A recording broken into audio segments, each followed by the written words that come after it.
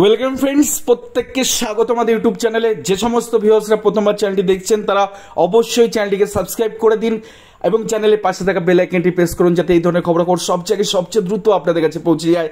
তো রাতের এই মুহূর্তে বিগ ব্রেকিং নিউজ, রাতের ভয়াবহ খবর এটাই যে মুর্শিদাবাদ ডিপিএসসির আজকে যে মামলায় তোলপাড় পড়ে গেছিল, যেখানে ডিপিএসসি মুর্শিদাবাদ এসে স্বীকার করে নিয়েছিল যে কাট অফ নাম্বার যেটা তারা ঠিক করেছেন তার উপরে মেধাসম্পন্ন প্রার্থীরা কিন্তু চাকরি পাননি, তারা বাইরে থেকে গেছে। তো সেই জায়গা থেকে মুর্শিদাবাদের এই মামলাটি, এই ডিপিএসসির মামলা, যেখানটায় অলরেডি ত্রিমুখী লড়াই চলছে, অর্থাৎ পিটিশনাররা যেমন 2017 সালে অ্যাপয়েন্টমেন্ট পেয়ে গেছিলেন, দেন বিএড থেকে পরবর্তী ক্ষেত্রে তারা বিএড বাদ দিয়ে নন টেন হিসেবে তারা যোগ্যতা প্রমাণ দিয়েছেন।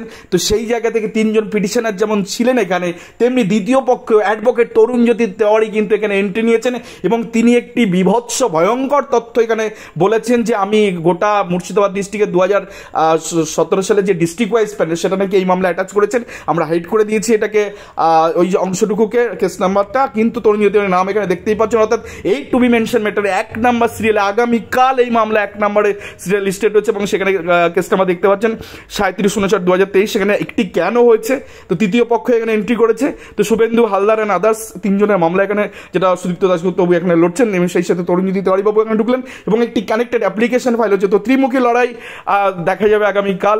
তো আগামীকাল মামলাটা কেন রেখেছেন, এই মামলা কিন্তু 8ই আগস্ট রাখার কথা বলেছিলেন, হিয়ারিং পড়বে। পরবর্তী ক্ষেত্রে কী হচ্ছে আমরা জানি না।